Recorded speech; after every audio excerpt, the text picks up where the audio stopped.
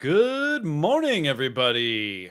Welcome back to Maker That Money. This is our 11th conversation, Andrew. 11. Wow. Hard to believe we've already done 11 of them. Hopefully, we're coming in loud and clear for everyone. Greetings to those of you who are following along on the live stream on the chat. Welcome. Good to see you. Thanks for joining us. For those that might be listening back later on, we do record this to YouTube as well. So if you're interested in the future in participating in the conversation, you can certainly join us that way. That's one way that you can join in on our conversations here, either via the chat if you're not feeling brave enough to call in.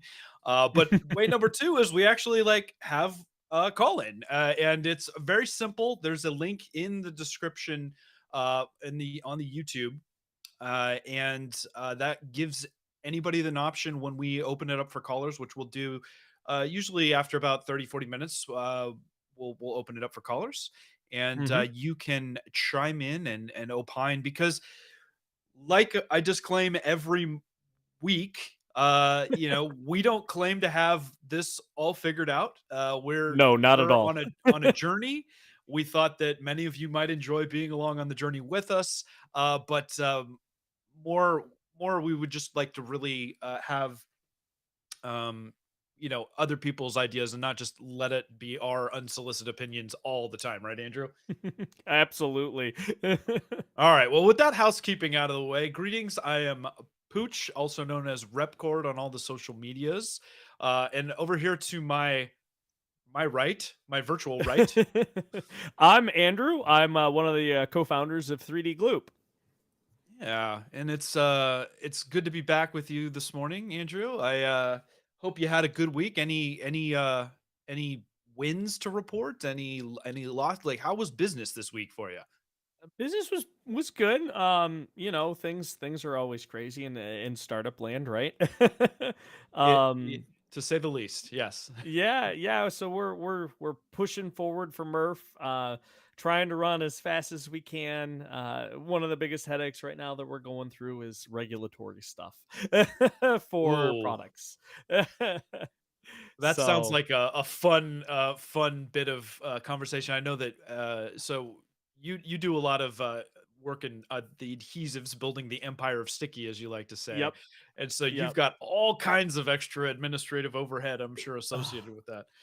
Yes. So right now I'm knee deep in the Code of Federal Regulations (CFR) subchapter 16, I believe. So Oh, I dealing haven't gotten with to that chapter yet. I'm only on 15.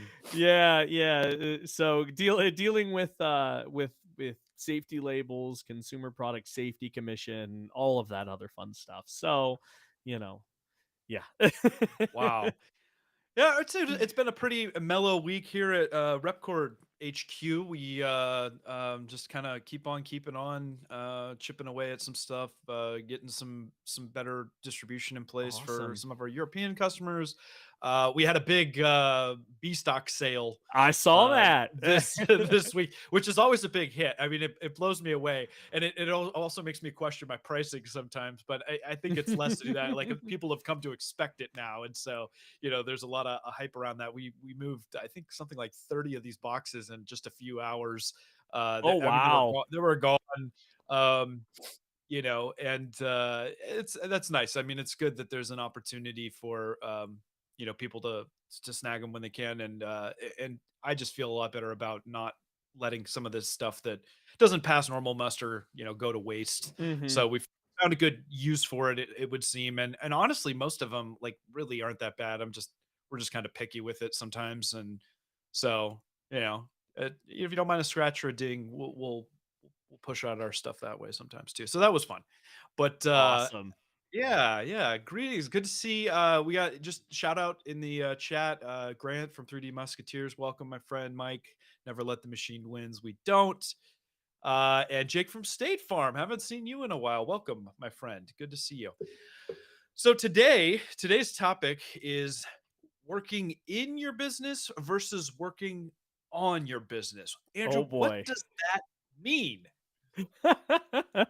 Yeah, so well, I mean, the easiest way that I can say is are you the one doing the work, or are you the one telling someone else to do the work, right? Ah, the delegate versus do-it-yourselfer, huh? Yes, yes, and I've got a kind of a unique perspective because I've been in both positions. But I can't really say which one I like more. And that's a problem. Well, you don't, oftentimes we don't have the luxury of choosing, especially as we're, early Mhm. startups. It's a luxury to be able to delegate, to obviously get to a point where you have other people that you can hire and stuff like that. Mhm. But we had a really great call in last week. For those of you who didn't Yes. hear it, our friend Mayhall, I probably said that wrong, but from Rhode Island, called in and he had a fantastic question. He said, "Look, I'm right at that cusp of being ready to pull the trigger, take the dive, whatever you want to call it." Mhm. And he's like, "Am I better off hiring somebody to help me with this, or should I just go full time into it?" So the idea being like, I can kind of keep my side thing a little bit longer and then just pay somebody versus just Mhm. quit my job and go all in. And Yes. I think we talked about it a little bit, but reiterate for people, what your feelings were around that at the time. And Yeah, so it's interesting, right? Because there are two paths that you can easily take there, and there's no wrong decision. That's the important thing. I think it comes down to what do you want to do, right? I've in my past life, previous startup was more in the delegation role where I was building a team, building out some technology. Yes, I was still actively doing work. I was right, still knee deep in some of the design and vision, but I had people to work with me, right? And, in essence, kind of for me.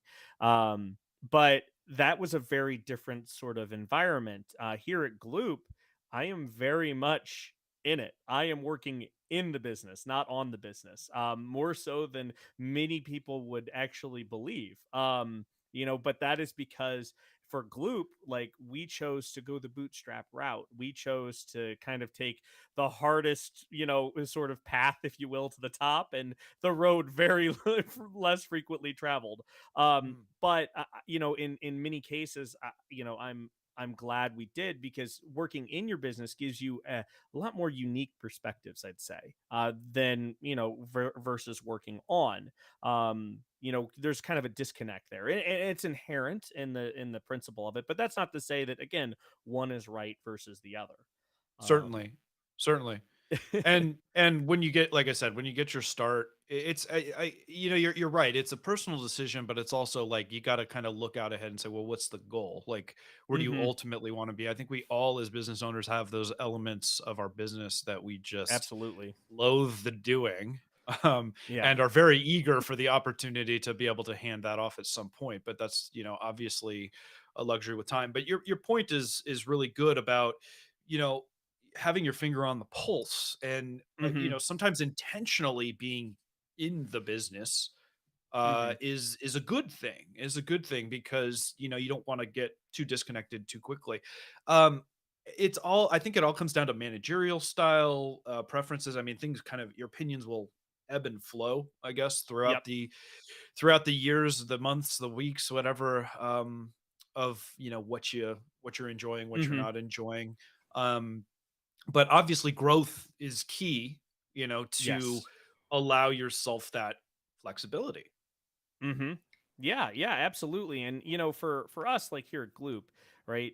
Our goal is not to continue to operate Gloop, right? I want to transition eventually to be more of that visionary kind of thought leader, if you will, in the adhesive space, right? Designing and developing, the new products or adhesives, pushing the company forward, working on the business, right? Not Yeah, more so inside.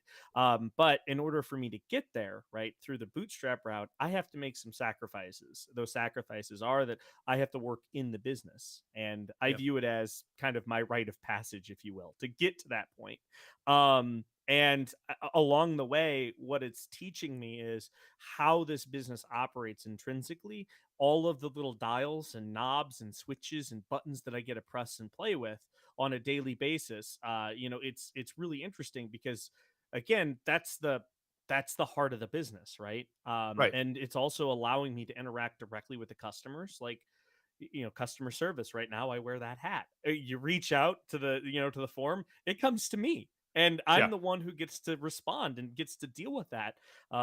Shipping the products. Again, I'm the guy who's putting the stuff in boxes right now, sending it out the door. So, every But bottle you order, but should you be? But should you be? What no, do you I believe? probably shouldn't.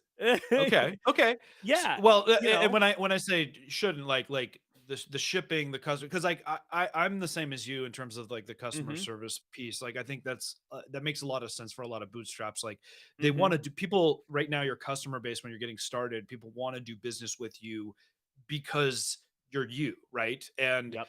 if you detach immediately from that, like you're taking away a lot of that you Mhm. know participating in the community in that way and all that stuff. But the Mhm. packaging, the shipping, and all that stuff, I don't think people are as concerned with who's actually putting the stuff in the box. And so you kind of have to pick and choose, right? Like your battles in terms of stuff. And I know there's a lot of other factors that contribute to it as well, like where your location is, whether you can like how big of a staff you even can have, and all of Mhm. those things as well play a factor.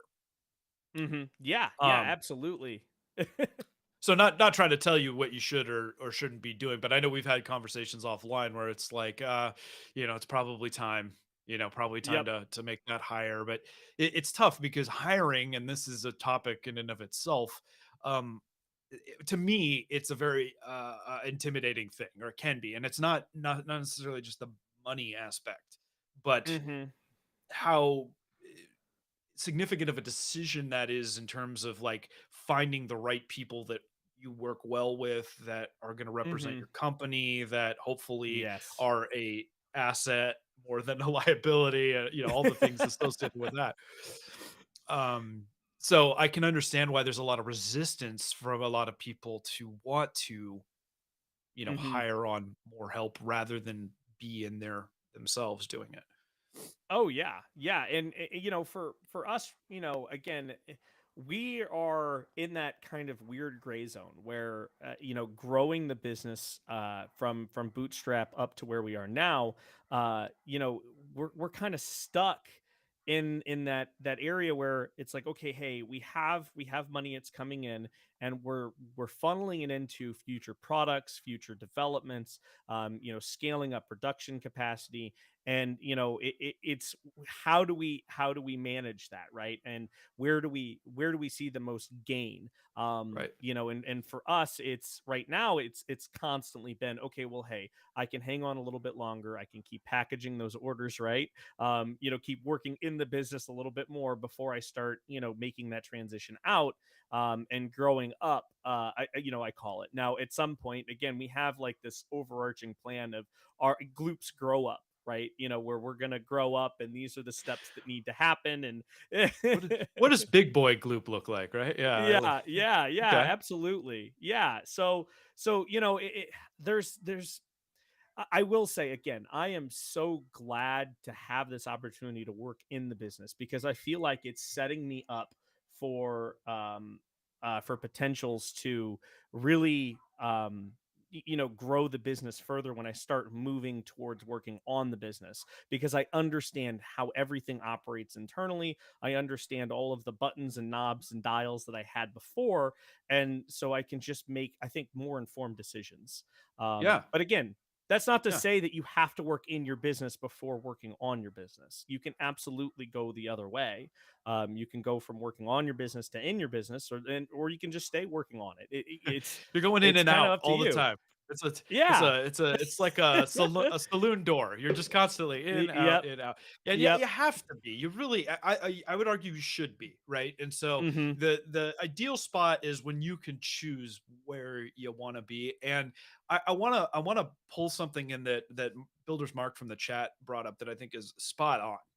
That he mentions it's all about trusting the individuals that work for you, and understanding, making sure you're communicating to them that you have the same goals, that everybody's Hmm. open to, new ideas and stuff. And like that's kind of like, out there in the ether. But the trust aspect is huge for at least for me. Like, making sure like this person is kind of sees the vision, is cut from the cloth. And a lot of times I blame myself for maybe not conveying the vision well. Like, I'm moving at 1,000 miles an hour, and sometimes I just need somebody that's just gonna, I need you to do that because I asked you to do it. I try not to play that Hmm. card very often, right?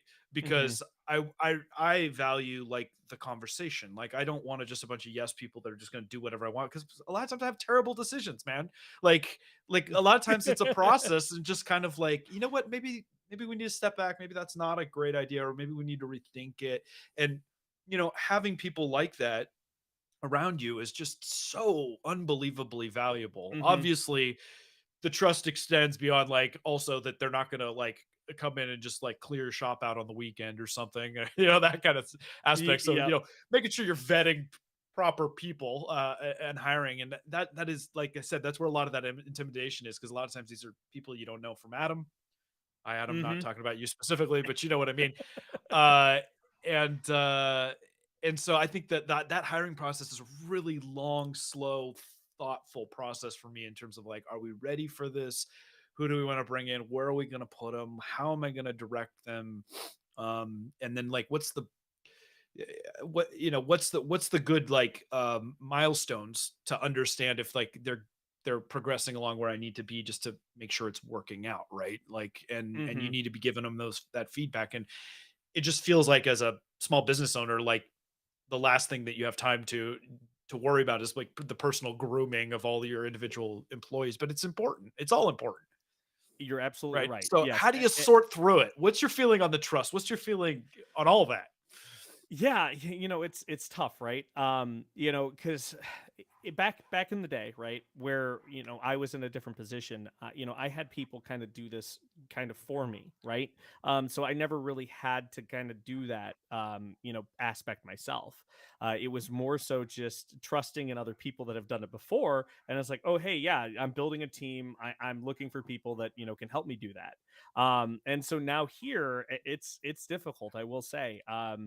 We're like, I have conversations all the time with the other Andrew, about specific, like, okay, what's going to happen when we get to that point, right? Like, who are we going to look for? How are we going to do this? And a lot of it is all centered around not really knowing exactly what it is. But I think one of those things that we talked about before was just kind of jumping in and taking the plunge. Just And do it. it's just do it, right. The old Shia LaBeouf, "Just do it" meme. Like, it's true. You got to Yeah. do it. Y- Yeah. Yeah, and I think again, we have this unique perspective, is that we've worked inside the business, so we know all of the processes. Now, it's going to be a little bit of a challenge, getting someone up to speed, but it's one of those growing pains, right?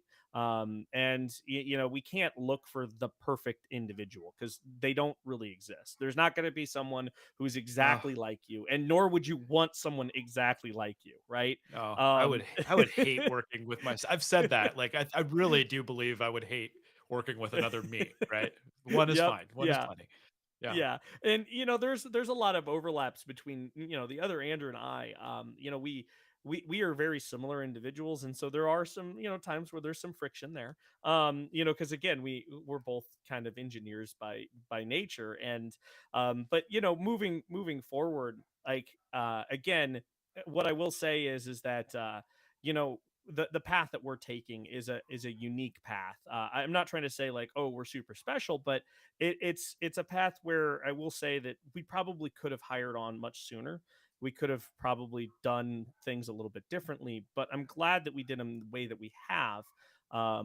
Because it provides this really unique perspective, and I think right now we're in that time where we're actually starting to define processes. We're coming up with all of the procedures, so that when we bring someone on, we have these clearly defined, okay, this is what we need you to do, and then we get their input, and kind of vector accordingly. Yeah. So Yeah. Well, and the establishing the process is, I mean, that's the other challenge to this is because, like, in my Mhm. opinion, so much of the unsexy stuff is like wrapped up in this, where it's just like, Yes. I know I should be doing this, but I don't want to be doing it, and so it's like we inherently try to avoid some of those things, that which also probably contributes to why it takes me longer to get to, okay, it's time to hire somebody for this, because it's like, yeah, I need to write that job description. I need to sit down and be thoughtful and make sure there is process. And Adam's point in the chat, talking about, it's completely appropriate when you're first getting started that you need to be in the business, because obviously Mhm. you need to have an intimate understanding of the way things are operating, and then how you want it to be, and Mhm. and then putting that framework together for, okay, now I know what I want and I need. Now I can go out and look for it. But until you're like, you know, really in the mix and taking some time, and that takes a lot of time sometimes, It like, does.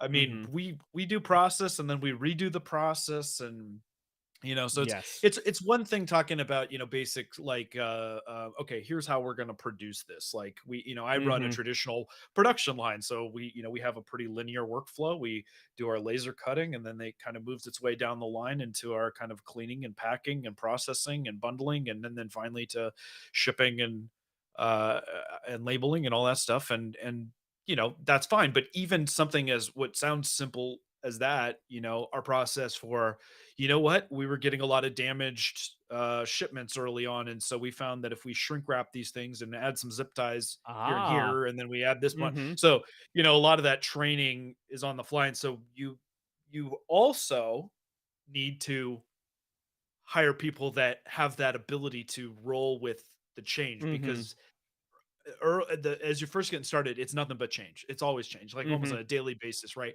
And I had some employees that I could tell that was really frustrating too, right? Like, we did it this way, and now you're saying do it this way, and now you're saying, I'm like, yeah, but we Mhm. have to. Like, I'm sorry Yep. that you have to relearn. And you'd Yeah. be surprised. That's kind of difficult for people at times too. So those are that helped me, like, work backwards into the next hire, like having the right question, like, how do you handle change? Like, what's your thoughts Mhm. around this? And everybody talks a good game in an interview, but Mhm. it's Yeah. absolutely something to watch for when you're talking about finding people to help you get a Mhm. little bit further out of being in the business. you know can they manage change well? Like, that's key, at least for us. Sure, sure. Yeah, no, that makes perfect sense. Yeah. What was interesting is when we had that call in, he was at a really unique place where he had a currently full-time job, right? And he had a second side hustle that was really turning into something where he could, if we wanted to, Yeah, I pull love it. out and do his side hustle as his full-time gig. And so for those that are kind of in a similar boat, you have a really unique opportunity there to really kind of work on your business and in your business, but do so, in a kind of a split fashion, right? And then Right. ease your transition in. I think you said you did something similar to that, right? Yeah, yeah, I did. And I think it's very common for a lot of people that we do this kind of Mm-hmm. like dipping our toe in the water thing, right? Like, Mm-hmm. we don't want to, humans by nature, we like consistency and safety and all this stuff. And man, is it scary to fly, to be working without a net, as they say, right? And so, Yep. yeah, for years, up until, like, basically a year and a half ago, like, was when I, like, cut off Oh my wow. last web development client. I was doing web development as a freelancer, Mm-hmm. and so I had the luxury, because I was already kind of in my own business. And it sounded like this. I think it's a really common path. You see a lot of people that Mm-hmm. maybe they're already freelancers, or maybe they're already in a place where they have a lot of flexibility with another job. They're not quite ready Sure. to let go of that, and it allows you to Mm-hmm. double dip. Sure. But I would argue that the downside of that is that you can fall into this complacency where you never really commit, and Ah, yeah. you can never really take the company to the next level if that's your goal. Mm-hmm. um Mm-hmm. without just really, being able to Just focus getting in on it. there.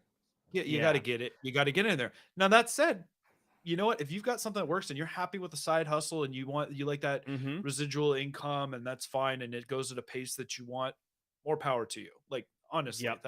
I think that that's Mhm. totally fine.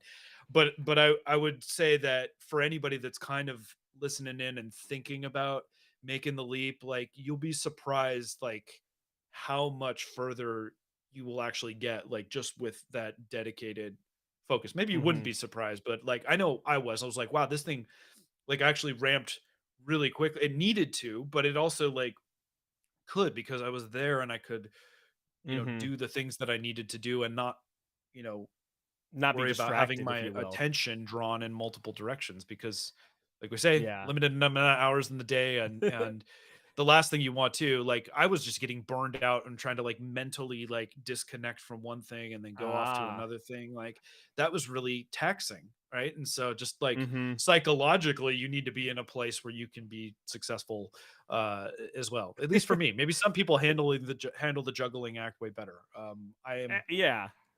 Yeah. I'm not a true multitasker, and I'm skeptical of anybody that says like you can like really multitask. Yeah, yeah. For us, like, I shared last, I think it was last week, but it might have been, a previous episode. I just jumped right in. No safety net, no anything, and I used that hunger and that driving force to Bonsai. propel, Yeah. ourselves forward. And I will say again, for the first like 2 years, 3 years, right? Because we're about three and a half going on four. Things were slow, right? Like we have customers and people tell us like, oh yeah, Gloop, you guys are known in the industry, but from the outside, right, or I guess from the inside looking out, right, that Yeah. would be it. It doesn't seem that way, and things were very slow starting. But now I will say that things are really, really starting to pick up. Kind of reaching that maybe hockey stick sort of growth pattern. Oh yeah. The good old. Yeah, yeah. So for those of you not familiar with the hockey stick, very very common business trend, obviously that there's that grind, at the Hmm. base of the shaft, not the blade of the stick. Where a lot of times, some people have a much longer hockey stick than others, right? A longer blade for you Canadians out there, Oh right? And so they get there, and then all of a sudden, boom, you're right up the shaft, and man. and you're going, and it's, I mean, it's real. It's pretty Mhm. wild. It's pretty Mhm. wild how quickly it seems like when you hit that tipping point. The challenge is getting to that tipping point because I've had Yes. conversations with a lot of people like I've been grinding for years and years, and I just don't, Mhm. like how many people like gave up like right before that, and Yeah. And you never know where it you is. never Like it know. literally could be, like we went into this year and we everything was the same, right? We just started rolling out our new, injection molded caps, and we've been working and grinding and just putting a lot of effort into, branding and some new products and a lot of new stuff happening on the back end. But, Yeah. we weren't seeing a whole lot of change on, the outside. But it was literally like a light switch. The year ticked over, and January we started off just really great, and then February again super strong, and then here in March again really, really strong. And it was, I had no idea it was going to happen like this, but it was almost like overnight, right? Yeah. Yeah. Like literally a light switch. And now it's enabling us to say, okay, hey, now we got some extra funds. Let's put it back into it. Let's actually play with this. We built this sandbox where we have all of these toys now, I call them, where we can Yeah. increase production, we can reduce For these things, tools. we can, Sure. tools, whatever. The tools and toys are the same thing for me, right? Okay. But they we started having some extra funds available, and we're like, okay, well, this is where it's starting to pay off for us working in the business for so long, right? Because we exchanged a lot of times, we made that value, kind of matrix of, okay, we have more time than we have money, right? And we will sacrifice some of that time to save a little bit of money to reinvest in other areas, right?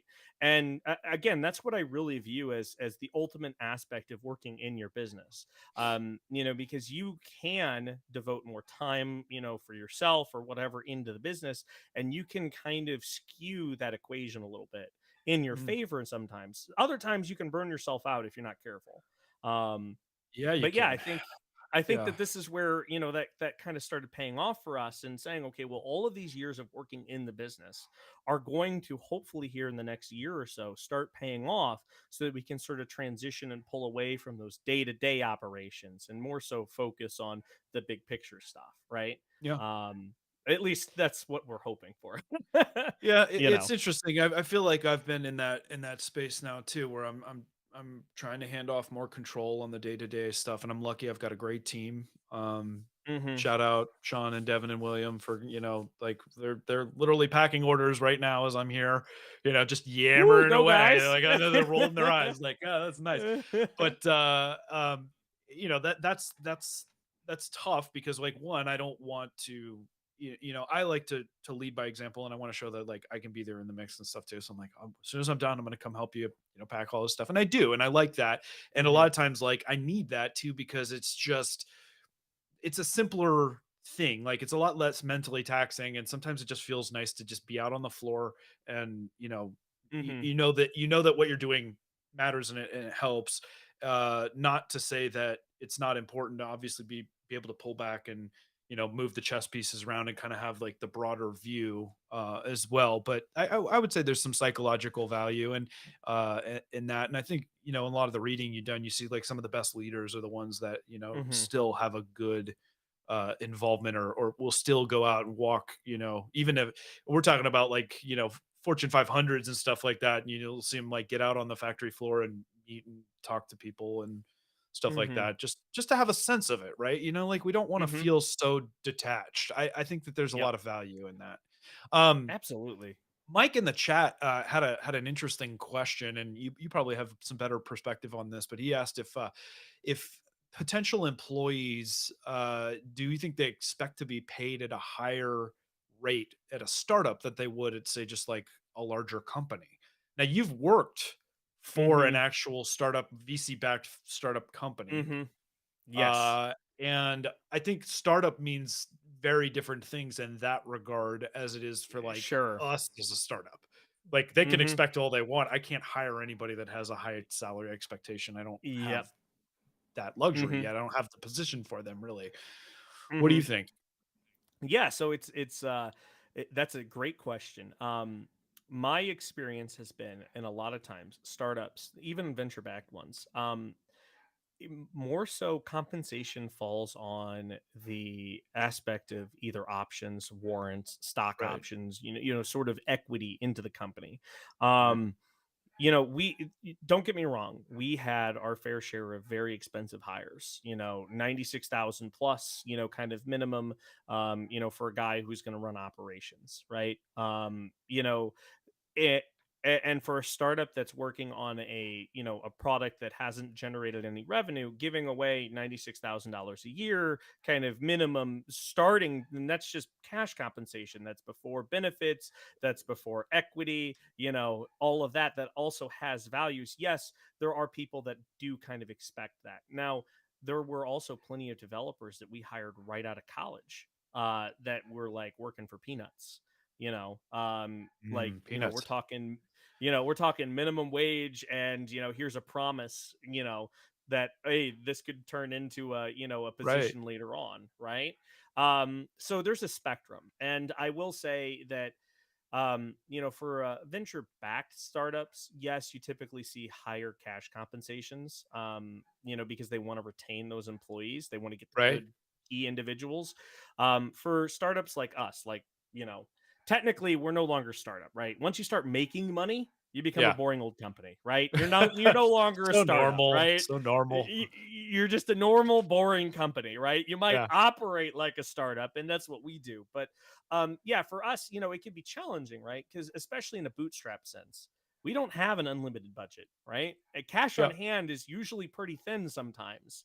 And Sure. it's like, okay, well, how do you make for sure that you're getting, one, a quality individual, and two, that that individual is going to grow with you, and you want them around a long time. You don't, as a small business, you don't want to invest in a person and then them leave like 2 months later, right? Yeah. If they're a great individual, it does suck. right? So Sure. it's always a balance, right? How do you weigh it? Yeah. And it's Yeah. tough. It's something we haven't had to do for Gloop because we haven't hired anyone yet, but it's coming. Yeah, and You I know. hope in a future conversation we can get a little bit more into the the partnership aspect because I mean you do even though you don't have a Mhm. hire you have you have the other Andrew, right? And so it's a Mhm. different you've Absolutely. taken a different approach to the whole process, and me I'm a one man wolf pack at least on the on the leadership front, and then I've had to hire. Um, Mhm. which isn't to say that I might not have been open to the idea of partnering at some point in time, but like that's a very I mean, we've talked about how it's like it feels like a marriage a Mhm. lot of the time and just like finding the right individual and how do you date in that regard Yep. is a totally different thing.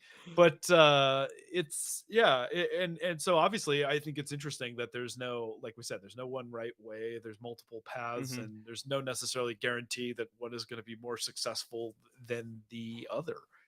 Mhm. Yeah. Yeah. Yeah. Yeah, I've said it before and on a past call, and it's just something that really resonates me that whole we have to bring it up here because it's very appropriate. The the saying that as a CEO or as a leader of your company, you know, your job is to build fire stations, not to put out fires. Mhm.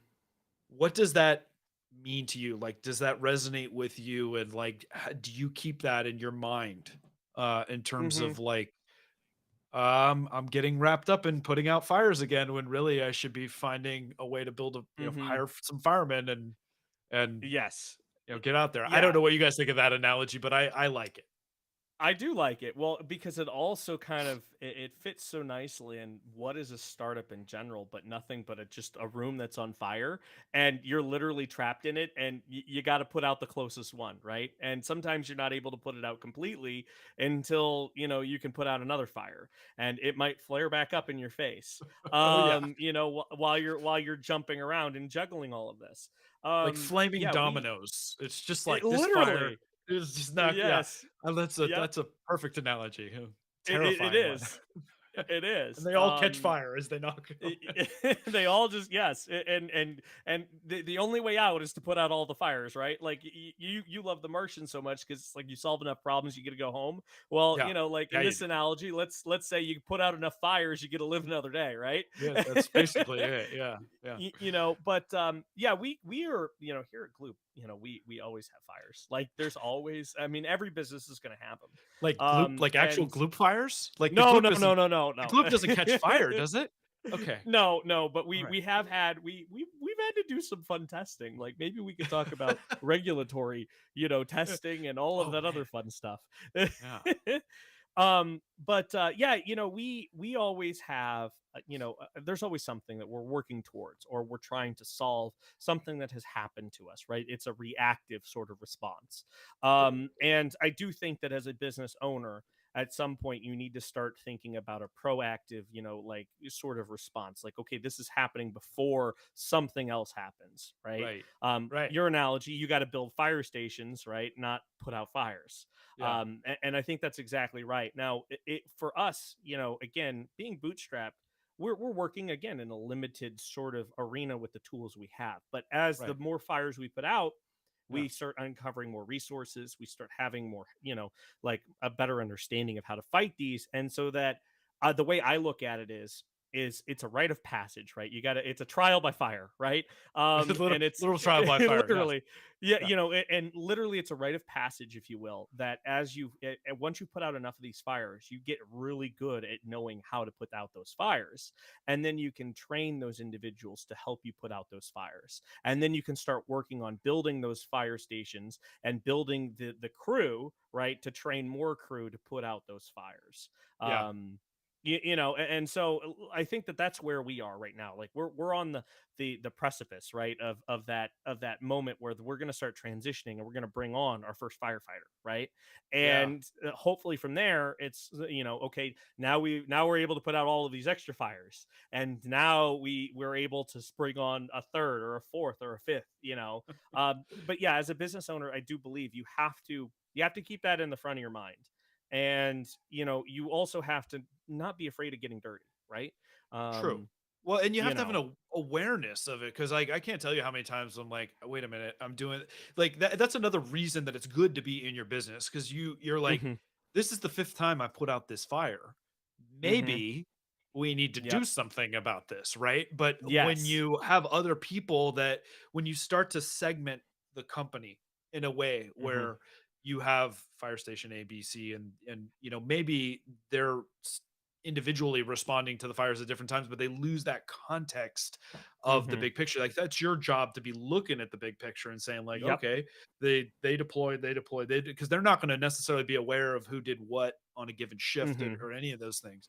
And so, um, if you don't have that involvement, obviously Mhm. you're gonna spend a lot of time and money dealing with the same problems over and over again, right? Mhm. Uh, the other piece I would add to our old firefighter analogy is you're not gonna hire a fire chief right away, Mhm. right? You're No. gonna hire like an engineer or Mhm. I don't know the fireman I nomenclature, but don't know it either. yeah, or maybe a captain. About I don't know, but the Yeah. point is like it's going to be your job to be the chief, and they're not Mhm. necessarily going to be as good at putting out the fire as you were because they don't have the Mhm. same context, and you have to be okay with that. And that was a hard thing for Mhm. me at first because I was like this is taking way longer or costing way more money because like I'm basically paying for you to learn like the best way to go about this, right? And hopefully like I can be there to help that person along the way. But that is a price I would say that you pay of bringing in new people, is that nobody is going to have the same context and understanding that you do. And hopefully they're Absolutely. willing to learn and they have that ambition, but that is a hard thing to deal with when you're just like, especially as a bootstrapped company where Mhm. basically like they're learning on your dime, right? So Mhm. you Yeah. need to be um patient, and patience is not something that has historically come easy for me. And so, making sure that you recognize, understand that, and don't Mhm. over push, people like that are learning, and you have to just be more forgiving in the errors that come about, with that Mhm. sometimes. So something Yeah. to look for. Um, just to go back to some of the questions because we're getting some great ones. And I will say right now, we'll open it up if anybody wants to call in. Go ahead and look in Yes. the description. It's easy. You click the link. You can use your phone. You can use a computer if you're sitting there. Basically, it comes into our little switchboard and we can loop you into the conversation. We would love to have you. Please call in. Like, seriously, we love to talk with you guys. It's this, this It's is a a great, this is an open, we want it to be an open conversation. We were doing Twitter it's a discussion. spaces. Yes. Yeah, and unfortunately, like, there were limitations to that. The other thing, just to add on administratively, is that a lot of people have said, I prefer watching on YouTube or whatever. We want to meet you where you are.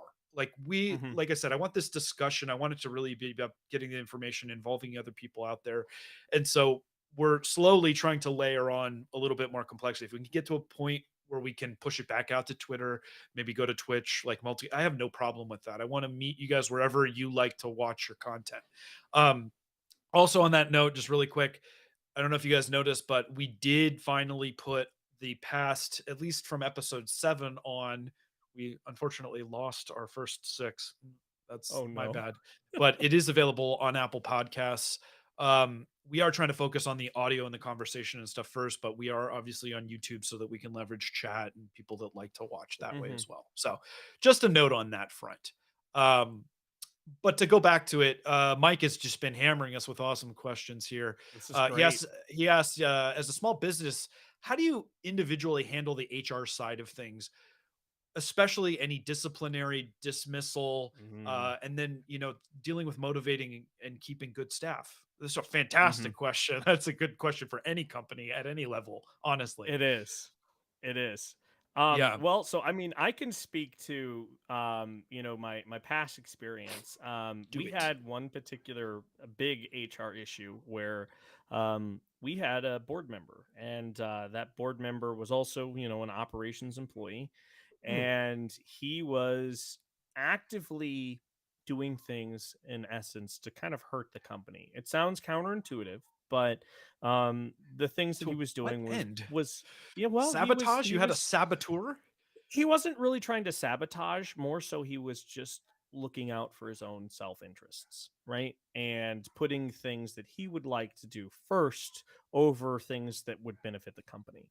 And it was taking away from, the time and the effort that we were all putting in, and it got to be a point where it was a real problem. Now, for us, me being the CEO, if you will, it was really kind of up to my job, right, to get rid of this individual, and or deal with it, That's right? that's never fun. And Yeah. it's never fun. And now I will say that this was one of the most problematic sort of positions to be in, because for one, board members, they come with contracts. They come with equity that's granted right away that you can't claw back. They also come, with basically, for most that don't know, when you have a board of directors and you're appointed, the only way you're removed is if the board removes you, right? You don't Yeah. just, or you leave yourself. Yeah. And this was a very problematic, sort of thing, because we eventually even had it where he got frustrated during a company call and decided to put some holes in the walls. Like, So literally now we punch have holes in the walls? destruction of company Oh, property, right? oh, great. Yes. And anger So issues, apparently. Okay. Anger management. now, I mean, we I will say, I'm kind of throwing the guy under the bus a little bit here, and I don't mean to. But those are the best We stories. we were able to work things out. There were some, running a startup, there's always stress, and this particular individual had some of his friends as investors, and there were also times where we were going through some very challenging moments, and so I understand where some of this frustration was building, and we were able to work it out. So it was able to be solved, but it did result in him having to leave. And that was where, for me, right, this was my first time ever dealing with this. And so I turned to, for one, our attorneys, to make for sure legally I had nothing, right, like to potentially gotchas, right? I explained the No entire exposure. situation. Yeah. I explained the entire situation. I documented everything. And I will say the key to everything, I mean, this is my personal opinion: document everything, literally everything. If you have an employee that's not doing something that you say, document it, right? Document it as a way of keeping record. Document if you have an employee who's showing up consistently late, right? I'm not saying that you have to use it against him, but if there were to be a point in time in which something happens, Right. having a record to fall back on is incredibly important. And had I not had a record to fall back on for this individual, it would have been a lot more difficult to get this person removed from the board. It would have Right. been a lot more difficult to get him to, kind of calm down and then step away. Right. So I'm not saying I handle it the best. I don't want to go into too much of the gory details, but I will say that I think the biggest thing is all about documentation, right? Sure. um just keep records, and Well, then you go and talk to the individual themselves. And I think I'm a big proponent of having one-on-one discussions and just saying, hey, listen, I'm having this issue with you. These are some of the things that I'm having issues with. How can we try and resolve them? Maybe yeah. I'm viewing the problem wrong. Maybe I'm the one who's not understanding. Help me out, right? It's communication. Yeah. Well, that's a tough conversation to have. I mean, I think a lot of people are, very confrontation averse. And that's, Hmm. you're right on though with the, best, same advice I've been given on the HR front. And like, yep, I gotta put my HR hat on some days, like I'm still the one that runs payroll and does the Hmm. hiring and does the dismissing and stuff like that. But that's any good HR director is going to tell you, and they're going to know it's very early on that you have to have documentation to justify anything that you might need to or choose Hmm. to do, in the future. And it's not fun, it's not glamorous, but sometimes it's just taking a little note, keeping it in the file. Um, Mhm. it stinks because you don't want to feel like you're trying to build a case against people and stuff like that. But there's, we're in a very litigious society these days, and Mhm. there's a lot of rules around what you can and can't do, what you can and can't say. And Mhm. the HR side of things is very fraught with, potential pitfalls that can have very long reaching implications on the, success of your business financially, if you get sued, Mhm. and those are distractions that you don't need You when don't you're want. trying. Yeah, Yeah. you don't need, especially as a smaller company with, limited cash flow and stuff like that. I've always said, like, Mhm. just feels like you as a business owner, I wonder if, like, you tend to being conservative by nature because oftentimes you have to protect yourself. You know that you're one lawsuit away potentially from being game over. And Yep, it literally it's that close, right? You're always on the line. And that's so scary to think that, years of hard work and all this and everything that you've done right, could Mhm. just come tumbling down, right? Like, I don't want to get doom and gloom about it. Like, you got to be Mhm. smart, make sure you're reading and protecting yourself against it. And it's not to say that it will happen, but we'd Mhm. also talked about, like, at some point you'll get to a point where you grow to a level of success where you will become a target simply because of, who you are. Mhm. So be prepared, like, Yeah. all these things, whether it's you're gonna have to deal with employees that just don't, and it doesn't always start that way. You may make a great hire and they're great, but, the human element is the hardest, in my opinion, the hardest part about this, because Mhm. humans are very unpredictable in terms of They are very. what they're gonna do or what they choose to do, and they may start one way, and you never know. They could go through stressful things of their own, unbeknownst to you, that make them, they were they used to be reliable. Now they're not very reliable Mhm. because you find out they're dealing with stuff at home. So, obviously learning empathy, learning how to get them to trust so you can communicate these things so you can work through them together. So you're not just blindsided with stuff, Mhm. is big. I've been lucky. I've only had to deal with, I had to deal with a dismissal in a past job, just as a manager. So not as, like, Mhm. my business. Sure. I have had employees choose to leave, thankfully on decent terms. When, one was like, I'm leaving today, and the other was like, here's my 2 weeks. Okay. So, that stunk, but obviously that's their Mhm. prerogative. We're at will here, Mhm. not signing contracts with anybody at this level. Um, and you gotta be prepared for it.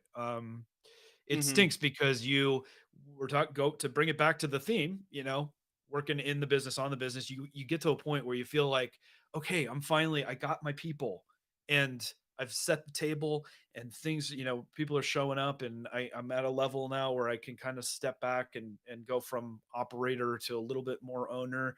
And then you have a bunch of people quit or something. Not a Yep. bunch of people. I have somebody Mhm. quit, and it's like, well, got to get right back Yep. in there, and I'm packing orders again. And it's Mhm. it's so it's an ebb and a flow in that regard. Like, it's never Yep. like I'm out and I can stay out. Mhm. Like, I mean, I'm not gonna say never. I suppose you could get to that level, and that's where you get, middle management and Mhm. other people that are in charge of hiring the resources they need. But that feels Yep. like very far away to me, at Oh, least where we are right now. light years, right? Yeah. Yeah. Yeah. So, when you think about employees fitting and stuff, like, that Mhm. fit changes. Like, you evolve as a company. And so they may have fit well. Like, that was my issue with the one person that just said, I'm done.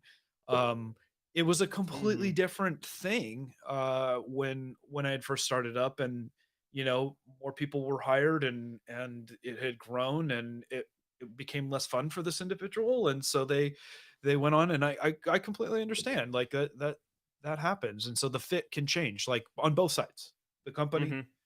and on, what people are willing and And interested in doing.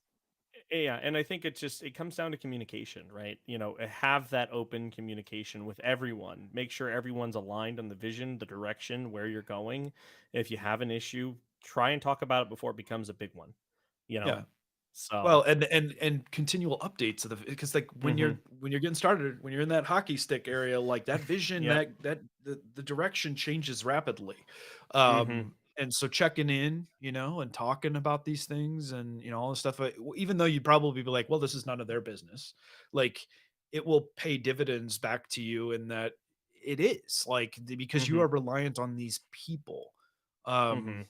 it's tough. There's days I wake up and I'm frustrated with dealing with whomever or whatever, and they're frustrated with me. Like it's Yep. a two-way street, right? But Mhm. hopefully, you feel comfortable enough to have those conversations to find the right way there because, you know, I don't know. I think for the most part, like if it's not, I don't want it to be a grind. It's gotta be enough fun, but it's gotta pay Mhm. the bills. You gotta have that balance. And it Absolutely. when you're trying to figure out that balance, man, is it tough, right? Yeah. Because you're gonna feel like you're always, you're riding a high or you're really low, and making sure you're keeping the perspective of like, no, you're just kind of teetering Mhm. along. Hopefully you're seeing that growth and you're working your way up gradually, but you know, Yeah. keep on keeping on. Yeah, wow. People, Jordan's with us. He says he chooses to work. You think you could handle that, huh, Jordan? I don't know about that. Working for Pooch. Oh, man. I cracked a whip. Whoop-ah. Yeah. Yeah.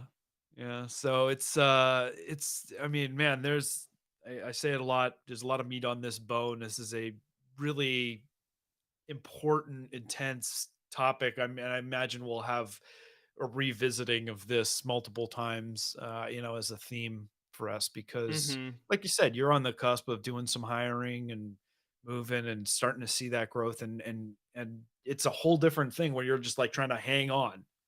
Yep.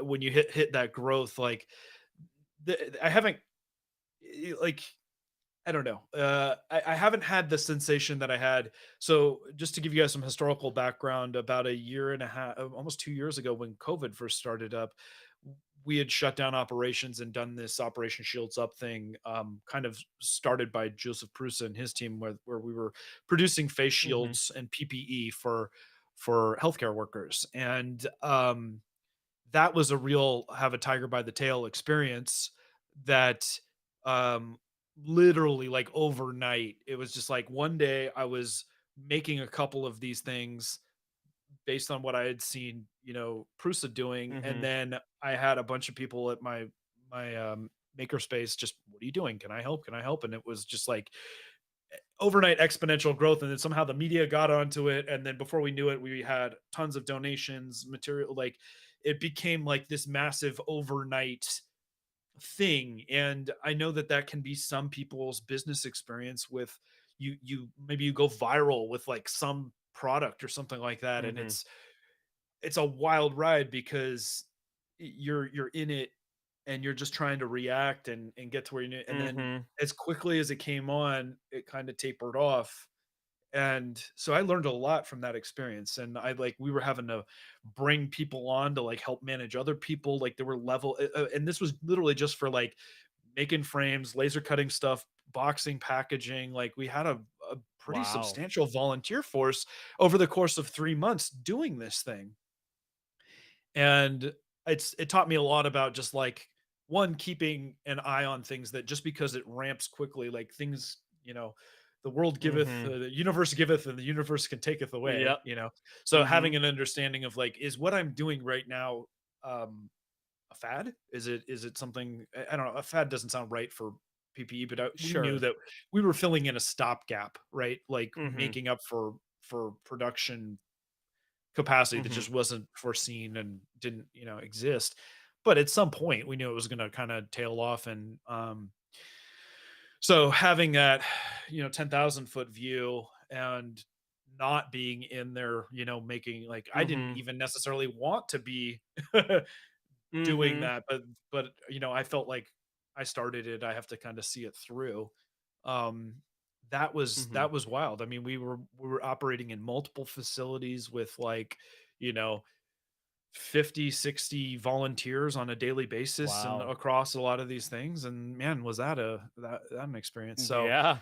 like that eh, sometimes you don't have the luxury of just staying in your business anymore. You have to Mhm. step back and You do it have to because get in. Yeah. you have to Yeah. get out and you have Get to out. find Yeah, other sorry. people to manage it Mhm. because it becomes too insane, right? Mhm. Yep. Yeah. Yeah. Chris Polk has a good question. I want you to take a stab at it. He says, "Can you speak to the interactions between process, automation, and headcount?" Or let's Ooh. dissect that really quick. Can you speak to the interactions between process, automation, and headcount? Hmm. Hmm. Okay, so, well, go ahead. Yeah, I mean, you have an interpretation of that. I don't know if you have the chat in front of you too, so I have the luxury of being able Yeah, to yeah, read it I off do the top. have it. Okay, okay, Um, so for us, right? What I will say right now, I would love to increase our headcount, right? I would love to have an army of Gloop employees, helping drive this ship. like, would you call them Gloompa Loompas? Like, I just Yeah, envision like something. these little Yeah, Gloompa Loompas yeah. walking around. That being said, for what we do, Yeah. automation is king. We make a jelly bean product, right? That I call it. Oh, I love That jelly we can beans. we can make it and we can keep making it, and it's the same thing over and over and over and over again. And so for us, we invested heavily in automation right from the get-go. Yep. I remember when our Kickstarter funded, we were like, okay, hey, we were going to make this in, like small batches, right? Like literally, we were going to do it in Erlenmeyer flasks and, like these, makeshift Like, reaction vessels. science the heck out of it. I love it. Yeah, yeah, we were Yeah. we're just gonna make it work, right? And then when Right. the Kickstarter funded, we're like, okay, well, wait a second, we should probably think about this because maybe our next order, right, or next batch is going to be big. So we invested in reaction vessels, proper reaction vessels and equipment. That was expensive, right? But it was Reaction something that I'm pencils are glad. expensive, everybody. Yeah. They're very expensive. They're Yeah. also very custom, but we made what we had work. And we then continued reinvesting in automation, like just ways in which we can reduce the production cost, reduce the time, because again, we're making the same thing over and over and over again. Yeah.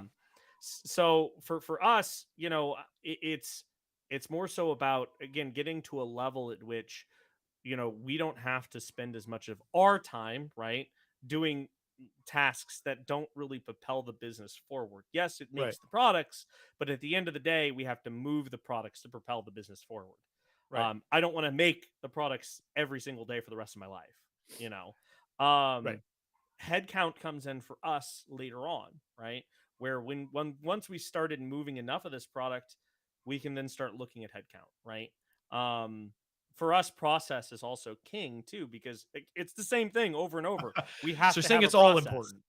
It's all very important, but I Yeah, yeah. think there's for us, like, we value the process and we value the automation more so than the headcount, if that makes sense. Maybe that's the interpretation I'm taking from that question. That's how Well, we and maybe prioritize. you have a product that allows you to do that, right? So to Hmm. Jordan's point, that oftentimes automation will depend on what it is that you're making. Some things just are not Absolutely. nearly as easily automated as others. But to speak to the relationship, thinking Hmm. like when you're digesting your thought process, you knew, you're like, I've got a product here that I can automate Hmm. pretty well. And I've seen you Yep. shared your production, your labeling line, and all sorts of Hmm. stuff, expensive equipment for getting there. And so when you're thinking about it, you're like, okay, how do I automate first? How do I scale it? Like, what is, Hmm. but I would argue that you have to start with process, right? Like, Hmm. you Yes. had to at some point go,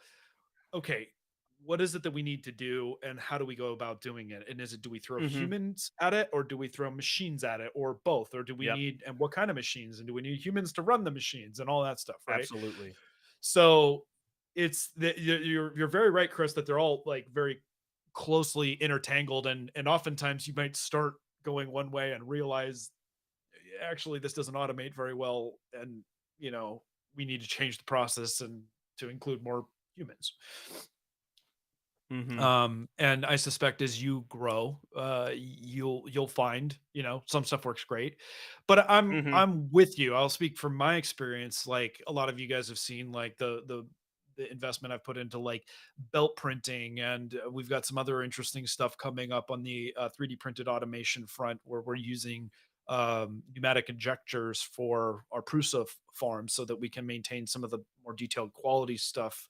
But you know, do something a Mhm. little bit more advanced than just our bulldozer just pushing parts, which doesn't work for everything, right? And so but I that's where I like to put my R&D, because I say, like, humans are certainly the wild card in the factor. Like, a lot of times Mhm. they're less predictable in terms of what they're going to need and when they can be there and all that stuff. Like, so, you know, we talk in the future of smart manufacturing, like investing in Mhm. automation. And that isn't to say that we don't, you're absolutely still going to need people.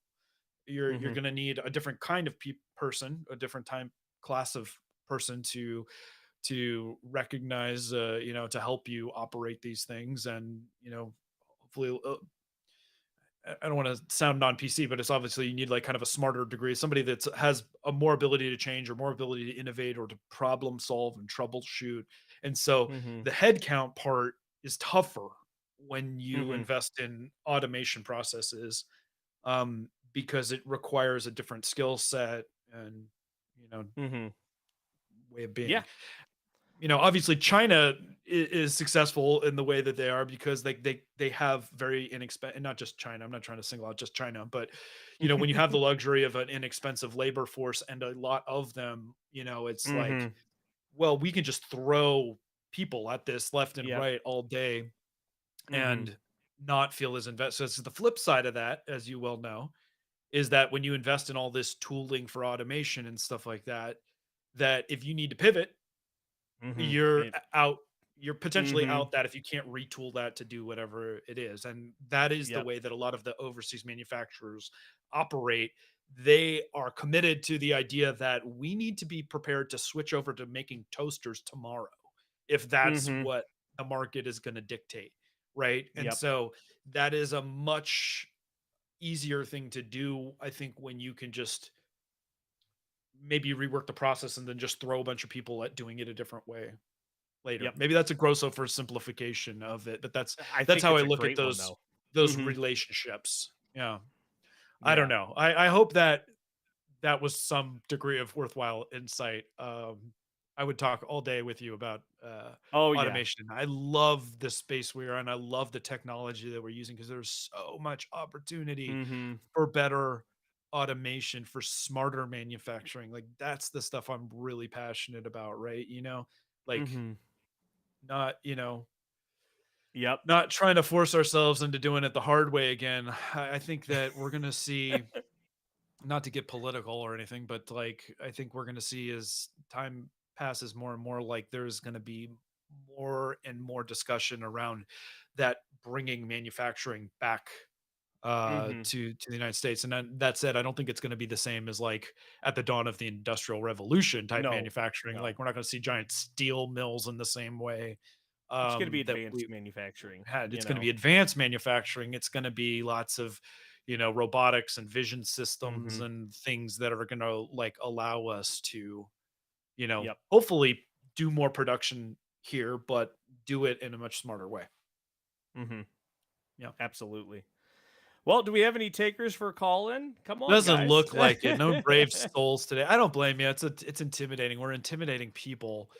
Oh, And I don't like hearing the sound of my own voice, so maybe that's a problem for others too. But I think as we loop in more audience and stuff and go, we sure. we can have more calls. The other thing that we're working on is like trying to put together a better, more formal guest list, just so we can loop in some Mhm.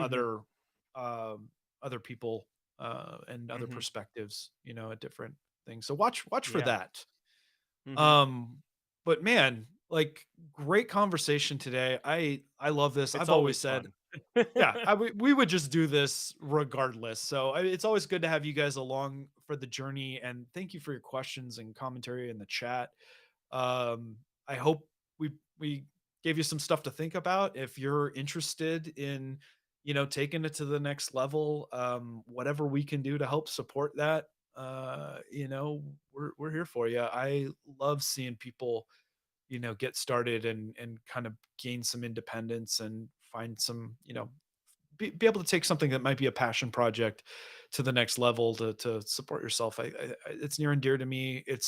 I wouldn't Mhm. be where I was were it not for the community helping us get to where we are. And so, if we can pay that forward, I'm not trying to be hokey. Like I genuinely, Yeah. want everybody to succeed. I am a firm believer in a rising tide lifts all ships or boats or benchies or whatever you want to call it.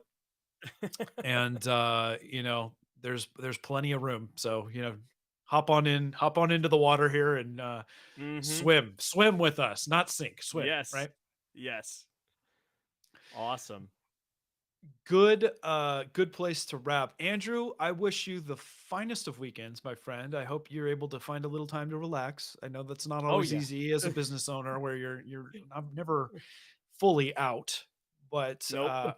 I hope you're able to relax a little bit. I will say that I am gonna take the day tomorrow. I'm gonna go up to Tahoe for a little bit. I Oh, don't know. I don't think cool. there's much snow and stuff, but I'm taking the kids up, and we're gonna hang out with some friends just in a cabin up there, just for the day, just a little Nice. staycation. It's about an hour and a half from where we are here, so That's not looking bad. forward to that. But a little bit of work we got to get done before then, getting out all the orders that came in yesterday. So Oh, yeah. I'm gonna go jump on the production line and be in the business Do it. for a bit. For a bit. All right. Do it. Awesome. All right. Good Yeah. place to Well, wrap cool. up. Yeah, well, hope we catch you guys on another one of these calls soon. Thank you. Best of weekends to all of you guys as well. And until next Mhm. time, this has been Pooch and my good friend Andrew, Andrew signing off. signing off. I remembered your name, I swear. See you everybody.